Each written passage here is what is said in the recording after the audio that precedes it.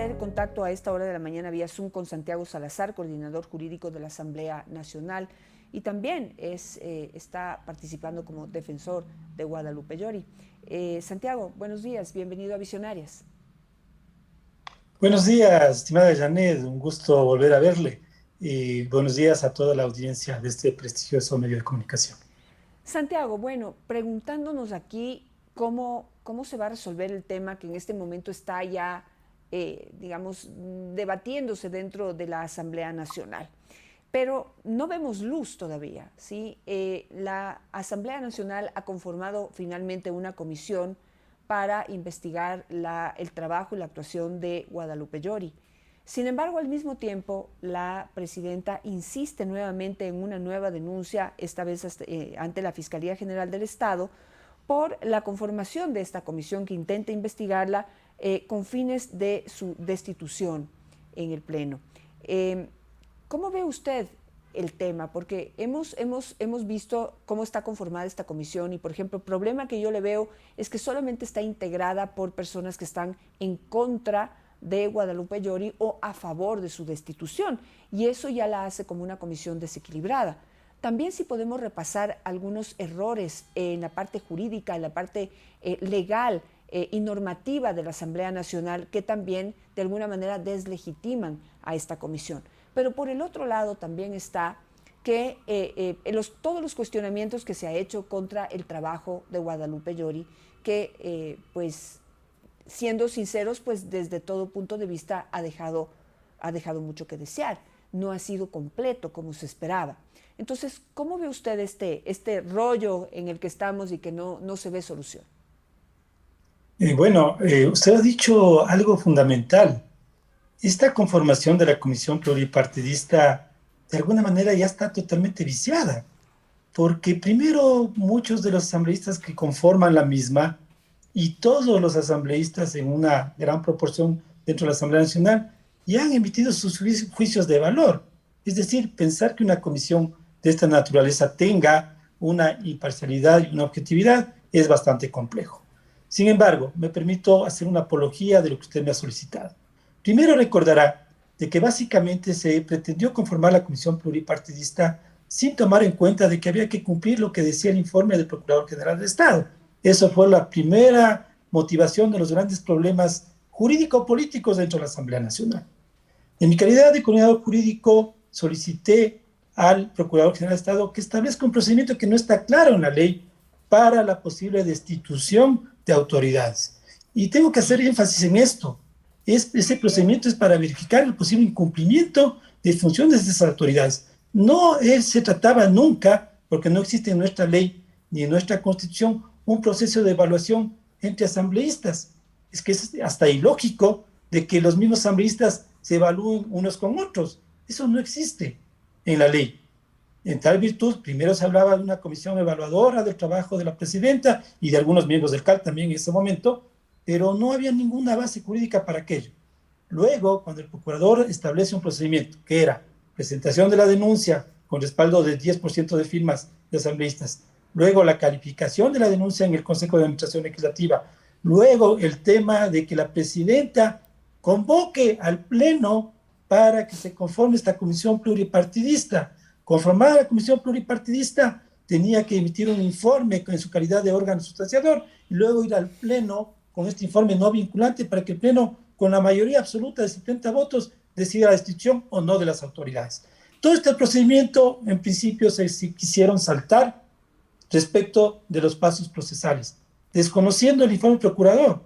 Entonces yo ahí me pregunto, ¿cómo es que yo soy defensor de la presidenta si soy el coordinador jurídico y lo único que he venido advirtiendo es, señores asambleístas, tengan la bondad, cumplan con el procedimiento legal? Hay un informe procurador, no omitan eso, no soslayen para que el procedimiento continúe normalmente si esa es la voluntad de ustedes. Básicamente se violentó este procedimiento del procurador, por eso que la presidenta, en uso de sus derechos constitucionales como presidenta, presenta el pedido de medidas cautelares, porque estaban omitiendo, desconociendo el informe del procurador. El Tribunal de Garantías Penales revisa el procedimiento y dice, señores, por favor, tenga la bondad de sujetarse al procedimiento establecido por el informe del procurador, que haya una denuncia, que se califique y se cumplan los demás pasos que acabé de explicar. Sin embargo, las medidas cautelares, llegan las denuncias al seno de la presidencia primero, está decurriendo el plazo de 3 días, 3 denuncias presentadas, 2 en contra de los 7 miembros del CAL y una en contra de la presidenta de la Asamblea, presentada por el asambleísta Luis Esteban Torres.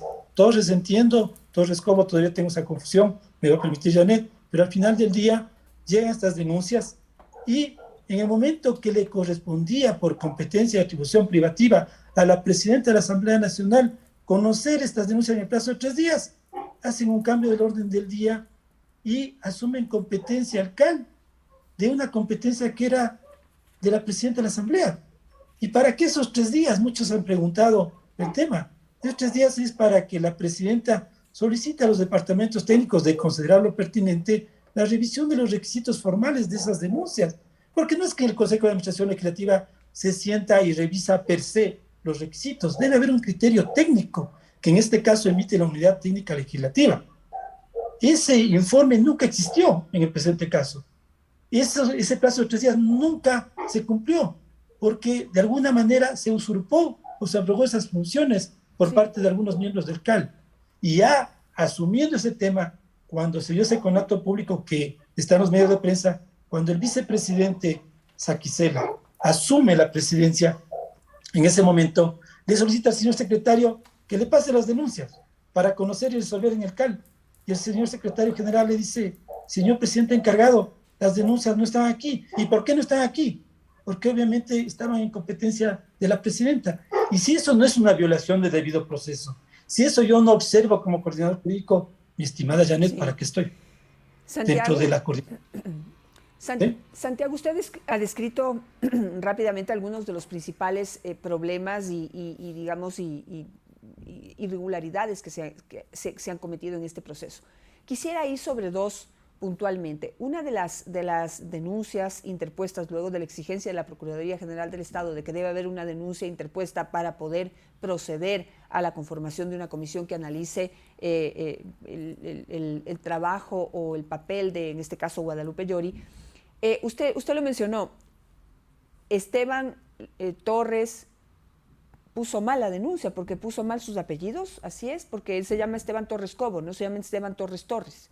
¿Eso invalidaría esa denuncia? Sí, porque el numeral 2 del artículo 166 de la Ley Orgánica de la Función Legislativa dice que hay que presentar la denuncia con el respectivo reconocimiento de firma y rúbrica ante un notario. El documento al que usted hace referencia, Janet, dice Luis Esteban Torres Torres, y el notario reconoce la firma o hace el acta notarial como Luis Torres Cobo, Luis Esteban Torres Cobo. Entonces, usted y yo y cualquier persona podrá comprender que más allá de que pueda tratarse de una misma persona, los documentos no lo dicen así. No sabemos quién mismo presentó la denuncia, si el señor Luis Esteban Torres Torres o Luis Esteban Torres Cobo, porque el acta notarial difiere del documento de la denuncia. Entonces, dado eso, dada ese error que seguramente cometieron, porque lamentablemente lo hacen todo así, lo hacen todo mal hecho, pero digamos que tomando en cuenta este error, ya no podría proceder esta denuncia en contra de la presidenta exclusivamente, sino procedería ya la segunda denuncia que me parece que es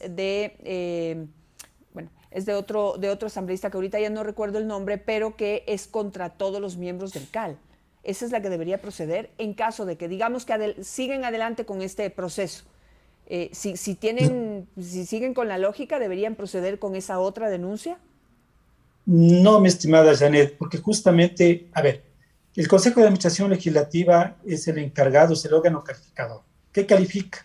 Los requisitos formales. Y en este caso del señor Luis Esteban Torres Cobo, básicamente, al no cumplir con un requisito formal, no procede.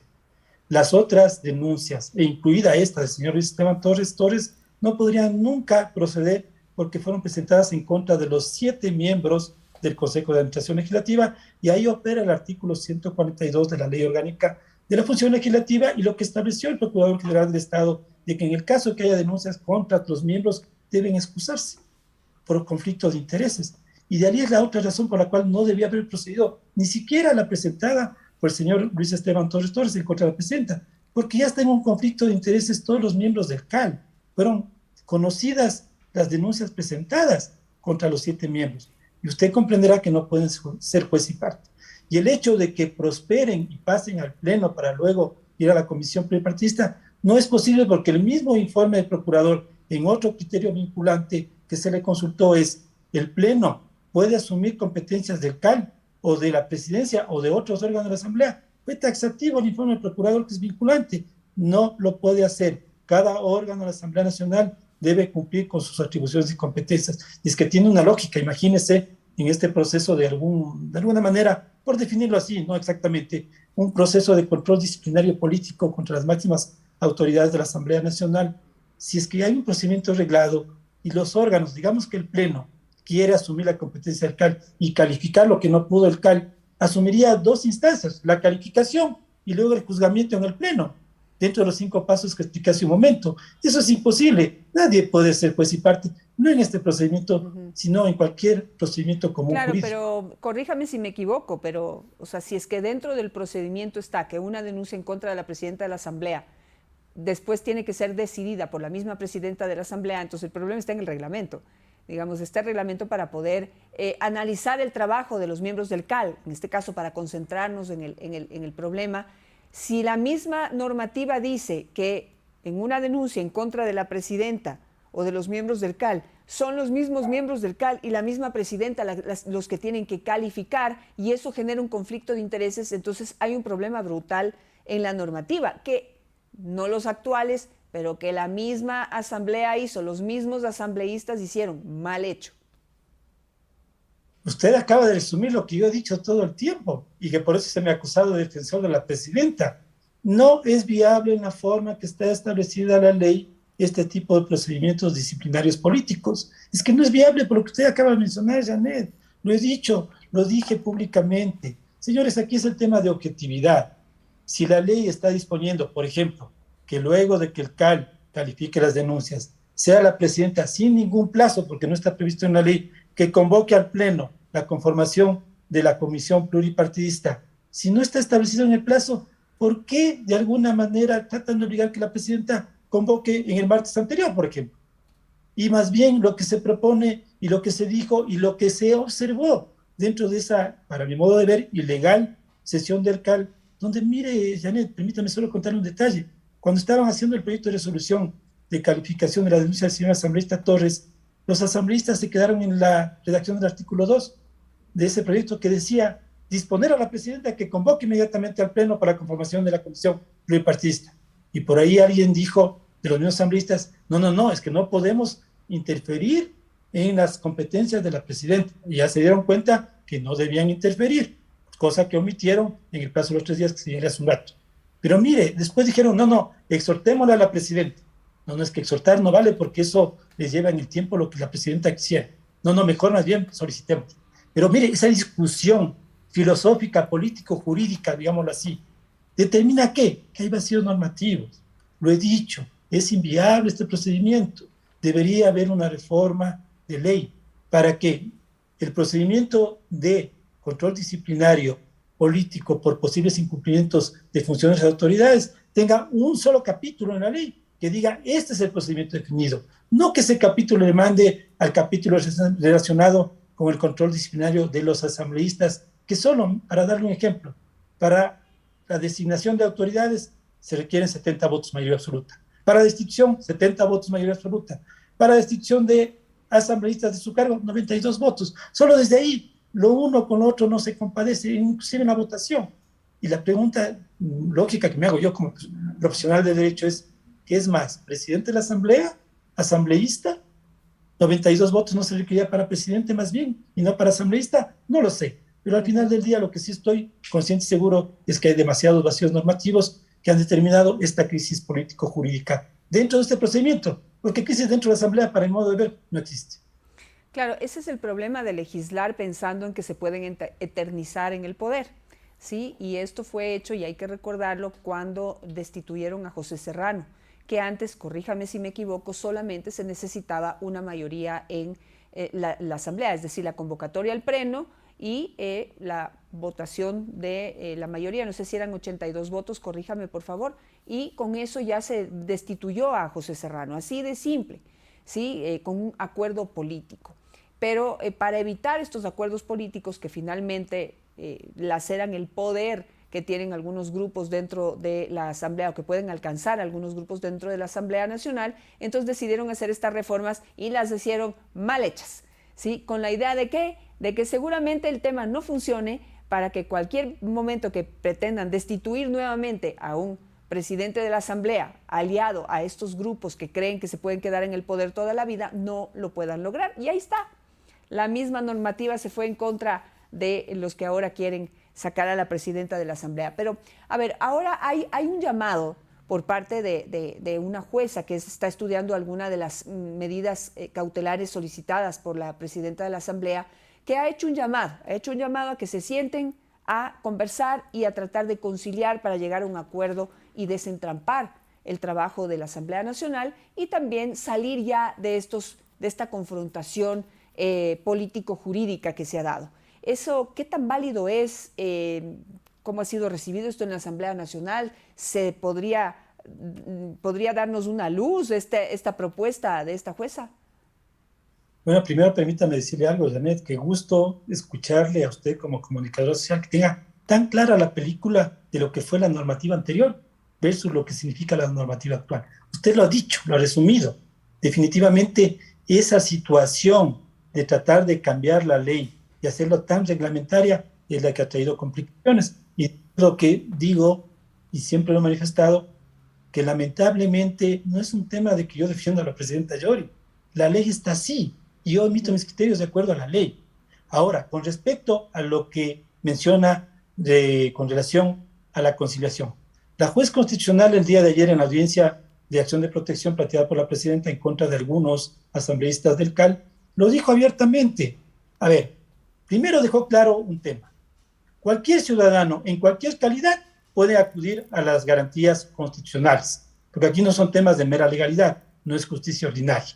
Y en ese contexto constitucional que rebasa las atribuciones legales, porque son constitucionales supra, básicamente lo que dices, a ver, sí puedo emitir como jueza constitucional cualquier tipo de sentencia respecto del pedido. Sin embargo, les llamo a que puedan ustedes al interior de la Asamblea conciliar, porque si es que hay errores como los que estamos diciendo, que se han evidenciado documentalmente, que rezan en los expedientes de la Asamblea, pues lo más lógico, lo más obvio, lo más natural, hasta lo más ético es, a ver, sentémonos, conversemos, si es que hay un error, si jurídicamente no es procedente, pues revisemos y vemos la situación a la cual podemos llegar.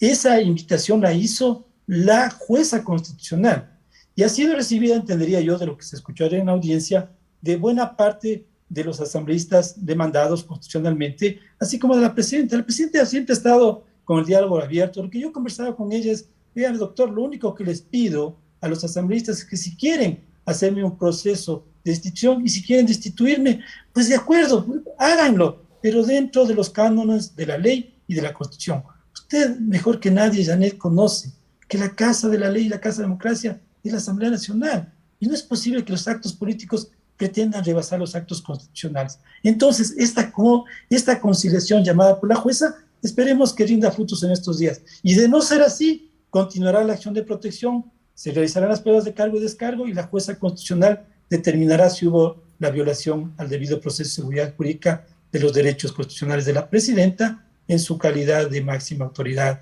administrativa de la Asamblea Nacional. Bueno, con respecto a sus comentarios sobre mi comentario, a mí lo que no me da ni pena, iba a decir que me da pena, pero no me da pena, me indigna que seamos los periodistas los que sepamos mucho más y conozcamos mucho más cómo funciona la norma que los asambleístas, que son los que están ahí adentro y cometan tantos errores, complicando tanto las cosas y dejando de hacer lo que tienen que hacer, que es trabajar en este momento para resolver los problemas que tenemos los ecuatorianos. Por último, le quería consultar, se ha presentado también una denuncia en la Fiscalía en contra de Guadalupe Llori por ya otros actos ya más, no sé si son de tipo penal, que son el tema de diezmos y el tema de tráfico de influencias. ¿Cómo incidirá ese proceso en todo lo que está sucediendo ahora? Bueno, primero eso entiendo que fue presentado ante la Fiscalía, desconozco el contenido de la misma, lo he escuchado por medios de prensa el tema, pero básicamente eso no incidiría, como no incide, por ejemplo, la denuncia que se presentó después de que se violentaron las medidas cautelares. Alguien me preguntaba al respecto. Las denuncias penales se dan por el conocimiento de un presunto delito, nada más, pero no inciden en el proceso interno de la Asamblea Nacional. De alguna manera podrían incidir políticamente, estoy pensando en voz alta, en el sentido de cómo le podría mirar a la presidenta, pero son denuncias y obviamente la presidenta, entendería yo, goza del principio de inocencia como todas las personas, y habrá que demostrar si es correcto o no es correcto lo que se ha denunciado. Caso contrario, pues usted mejor que yo conoce que también puede ser calificadas de maliciosas y temerarias las denuncias, pero vuelvo a repetir, no me puedo pronunciar al respecto con una objetividad clara porque desconozco el contenido esencial de la denuncia presentada. Claro, lo que pasa es que también ahí hay que recordar que a veces, como dice una persona a la que aprecio muchísimo y le oí repetir esta frase muchas veces, uno es esclavo de lo que dice y dueño de lo que calla. Y la presidenta se puso a gritar a los cuatro vientos que tenía puestos a varios funcionarios públicos en su provincia. Entonces, pues eso se llama tráfico de influencias, pero bueno, habrá que saber si solamente fue un decir o en la práctica se comprueba que ha tenido tanta influencia la actual presidenta de la Asamblea Nacional. Cosas simplemente para señalar que hay errores de lado y lado y que, como dije en un inicio, también yo creo que debería haber una autoevaluación de la presidenta de la Asamblea Nacional sobre su propio trabajo. Digamos, ahora se complica por toda esta situación de que le quieren destituir, pero antes también, pues, dejaba todavía como que nos quedaba debiendo de su trabajo y de esta gran responsabilidad al ser representante de los sectores indígenas de nuestro país. Era algo histórico, que no debió haber perdido esa oportunidad. Pero bueno, pues eso solamente es un criterio y como para un llamado a la reflexión de que no hay buenos ni malos en esto, sino pues que si todos, como dice la jueza, se sentaran a conciliar y realmente a evaluar su trabajo y a comprometerse a trabajar de aquí en adelante por el Ecuador, pues las cosas se resolverían sin tanto problema. Pero veamos, a veces las cosas no son tan románticas como uno las describe. La política no tiene nada de romántica. Veamos qué pasa.